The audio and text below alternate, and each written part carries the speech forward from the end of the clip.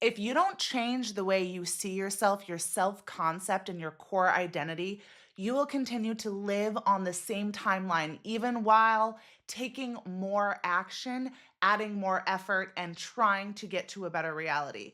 The way to quantum jump, the missing piece is shifting your identity. I'm Alyssa, and I remind you that this timeline is optional. If there is something that you desire, you have a strong pull for something, it's because it already exists on a parallel timeline, and there's a version of you that's living that. They have a different vibrational frequency, they feel different on a consistent basis, their emotions are different than yours, they have different beliefs about reality and themselves, and they have a different identity. The reason why most people really never change their life is because they're operating on the same timeline and in the same energetic frequency their whole lives. This is why it doesn't matter how hard you work if you don't believe that you are worthy of having something in your life. This is why people that work the hardest don't necessarily make the most money. It's because they're living in a belief systems and an identity of what their life actually is.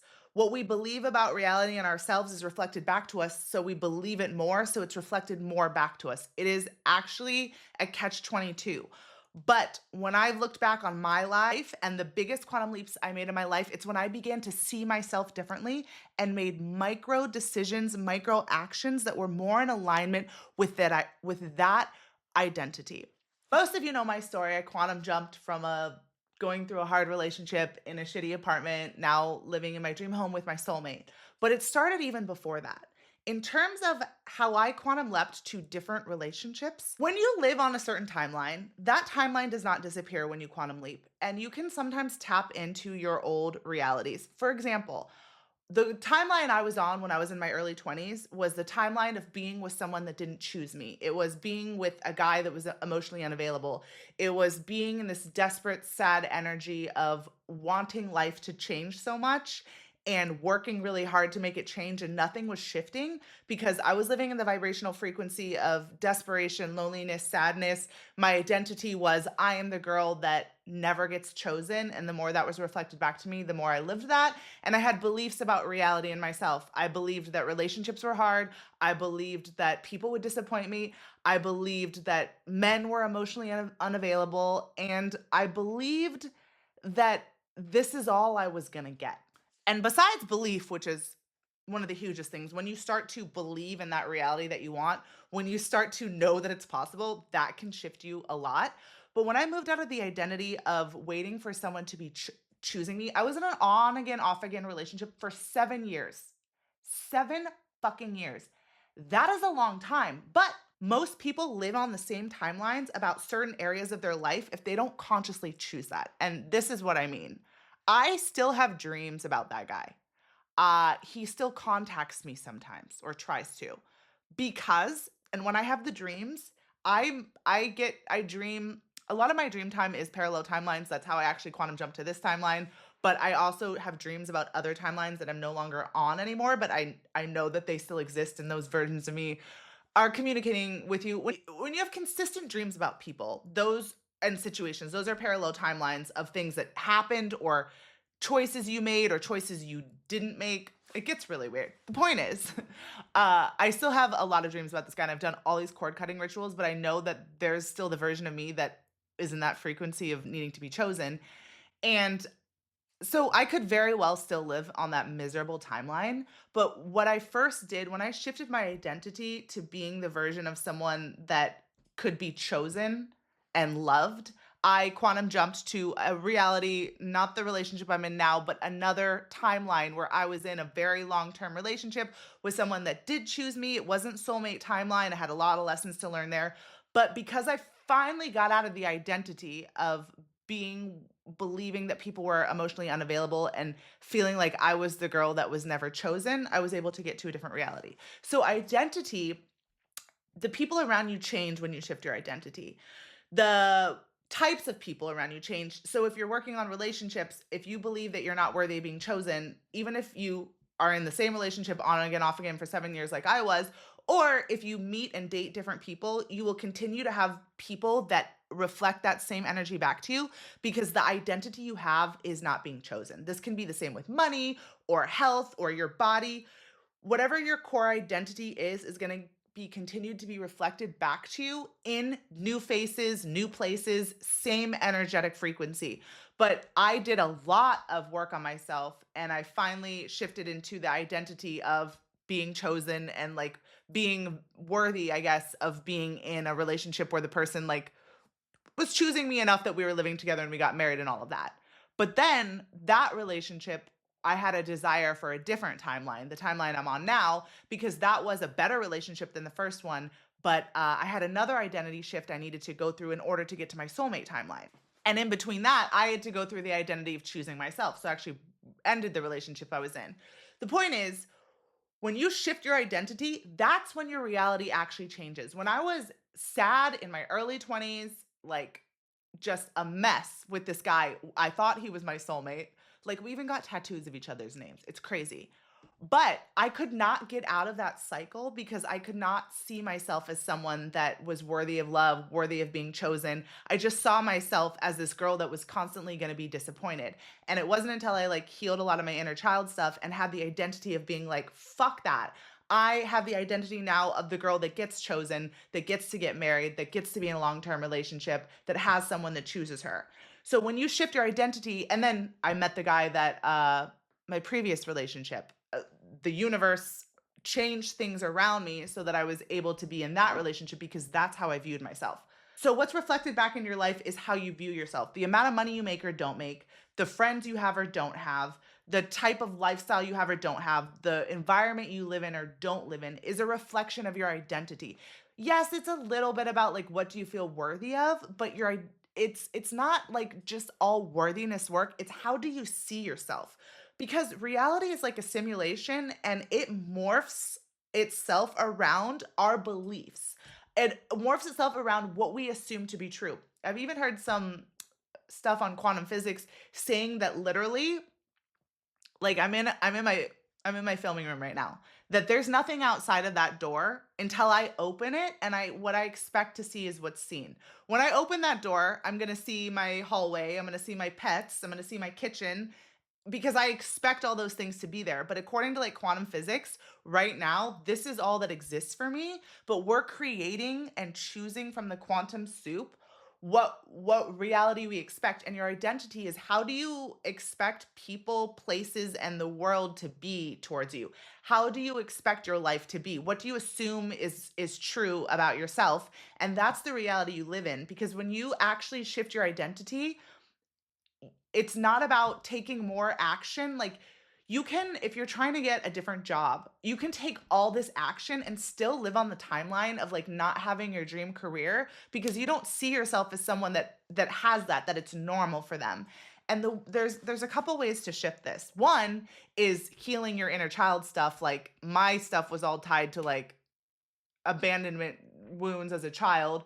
And that helped shift my identity some, but it was also deciding what did I want? I wanted to be in a relationship where someone chose me. I wanted to be a girl that felt like the guy was choosing to be with me. And I had to start to see myself as like deserving of that and starting to see, I had to start choosing myself. I know it's a little corny, but I had to see myself as like, I'm choosing that I'm worthy of like being picked and not being disappointed all the time. And that started shifting my identity. That's one way to do it.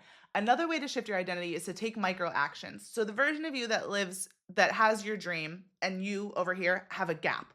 And sometimes when you're trying to get to that, like that really high timeline, like I said, now I'm in my soulmate timeline, but before that I quantum jumped to reality where I was in a marriage that was good. It wasn't as good as this one, but it was a bridge. It was better than where I had been. That was an absolute new timeline. My life completely changed.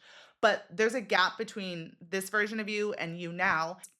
And sometimes that gap is actually unrecognizable. Like if you were actually to sit down and close your eyes and think about like the you that's with your soulmate or the you that has the dream career, maybe your vision is really, really big. And when you look at that person in your mind, you're like, you don't recognize them almost. I've had that in like hypnosis sessions with identity work where I go like, I'm seeing this girl and she's like this. And I'm like, oh, wait, that's me in the future. So you got to get clear on the differences. They dress different, they talk different, they probably live somewhere different, they hang around different people, they read different books.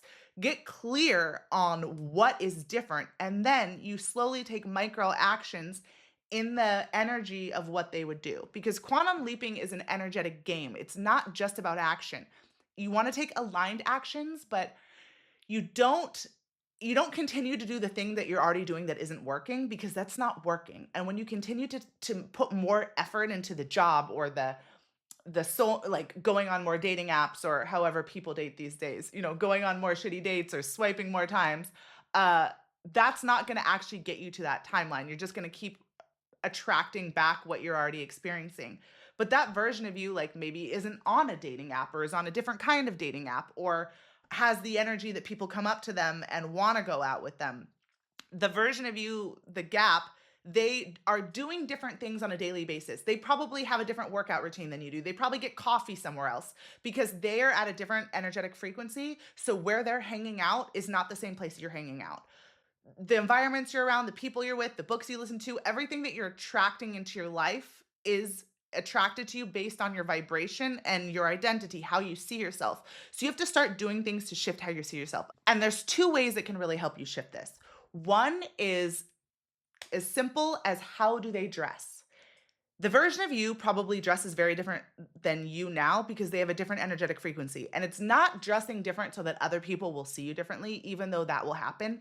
It's, you want to address yourself like, so that you see yourself differently. When you wear different clothes, you feel different, depending on how much they cost, or if you're just around your house wearing yoga clothes or sweats versus actually putting on pants, like, you have a different feeling.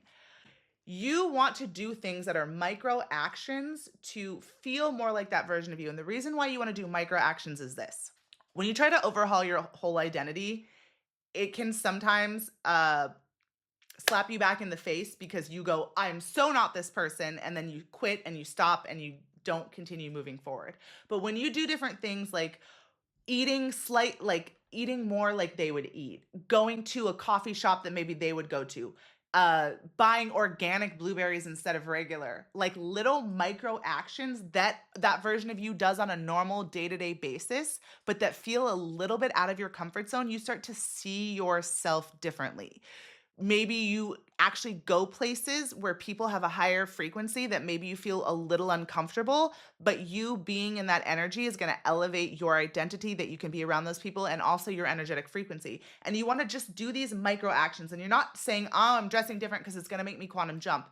You go, I'm going to feel a little bit more like this version of me today.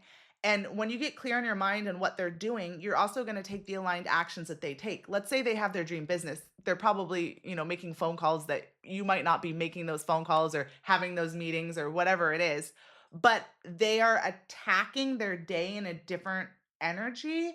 And the things that you're scared of doing, they do on a daily basis. So you have to look at, there might be action steps that are going to take you to your dream job, or to making more money, or whatever it is. And it's not continuing to stay in the actions you're doing now. It's things that are outside of your comfort zone that are no problem for them. And once you start taking those micro actions, you start to see yourself differently, and it gets easier, and you start to feel more like that version of you. The second way is my favorite, is music. I've said that I picked one song to quantum jump to this reality because it felt like being what my relationship feels like now. It felt like living by the beach. It felt like my life feels like that song now. And when we go on vacation, it really feels like that song, because the song has like vacation vibes. But another thing you can do is actually tapping into other people's energy. So if you want to be more confident, uh feel sexier, feel fitter, whatever the identity is that that version of you already has. They already have a rockin' body, so they feel fit all the time. They are in like an amazing, sexy relationship, so they feel sexy, they feel desired, they feel wanted. They are successful, so they feel successful, they feel confident. Picking songs where that artist is exuding that energy, and doing two things: visualizing yourself in the situation, because that's you visiting that reality every day, and visiting the reality you want to jump to is one of my steps in quantum leaping. So you're visualizing for 90 seconds or a whole song, to a song that makes you feel that energy of that reality, and you're borrowing the energy from the musical artist. Musicians are so good. You see a lot of like famous people, actors, musicians can manifest really well. And sometimes they manifest chaos. Like it could be really good things like a lot of money. And then a lot of people in that space sometimes like crash and burn or manifest like crazy things in their life. But it's because music has an energetic frequency. And when you tap into feeling is the secret to quantum jumping. When you are tapping into the feeling that that artist is exuding in that song, you can borrow their energy. If you're anything into human design, it goes even deeper with like what centers you have open and how when we're around certain people that have centers that are closed that we have open, we we absorb and amplify their energy, but not even taking it that far. When I don't want to work out, but I mean, I work out every day. It's something that is definitely ingrained in my identity. But if I don't want to, I listen to some like DMX or some Tupac, and it gets me in this like fuck yeah, let's go energy. And then I drop into the identity of me that loves working out. And it took me like 30 seconds, and then I'm having a great run. If you're wanting to tap into that confident identity, visualizing a song where the singer is super confident and their energy is confident, and you're imagining yourself in that desired reality where a version of you is already living that life. You pick one scene of life that they live on a day to day basis, and you start to feel that feeling that that singer is imbuing into your frequency, and you do that on a consistent basis. That helps you not only raise up your vibrational frequency incrementally, but it raises up your identity incrementally. And incremental shifting is the way to quantum leap, because when your identity, your belief systems, and your energetic frequency reach a tipping point, that's when you quantum leap. That's when reality flips, because they have to get to the tipping point where that frequency is the norm for you. The reality you want to live in has a different energetic frequency than the one you're living in now, but you get to a tipping point where your frequency is that reaches that basis more often than it's not, where you're living more in that frequency than the reality you're living in now. So you can't even stay in the old reality. You actually flip, because your vibration and your identity and your belief systems reach a tipping point. So when you're doing this every day, these incremental shifts, these dressing a little differently, getting coffee somewhere else, hanging around people that are slightly more successful than the ones you're hanging out in, listening to music that makes you feel like that reality, there becomes a point when that just seeps into your being and you start to see yourself differently. You start to have different beliefs and you have a different vibrational frequency. And that's when reality actually flips that, like reflects back. That's exactly what happened to me. It was like this period of, well, there was a couple quantum leaps, but the main big one, it was this period of like, had been sad and lonely and all this stuff. And then I was shifting my frequency and just deciding that I believed in this reality and I was going to live it in my head. Even if I wasn't going to live in it in real life, I was just going to live it in my head. And then it flipped. It flipped so quickly that my home life changed, my relationship changed, my work situation changed.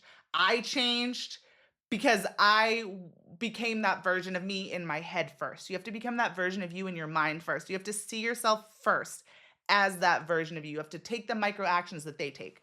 And the final piece of this that is extremely important with identity work, the old timeline, the old identity is going to try to pull you back. And it happens a lot right when you're on the edge. People call this being like tested with by the universe. I don't necessarily like that thought, because I don't think the universe is just responding to you. The universe is responding to your vibrational frequency. It's not doing anything to you. It's doing everything for you, but it's responding to you.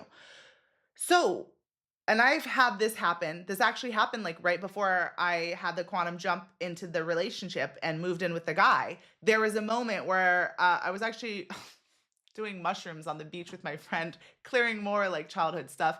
And my one childhood trigger came up. Everything was going so good. Like I was gonna, like, it was about to be where he was gonna ask me to move in and all this stuff. Like I could just feel it. I was like, we're already married on a parallel timeline. It's already happened. And I got triggered.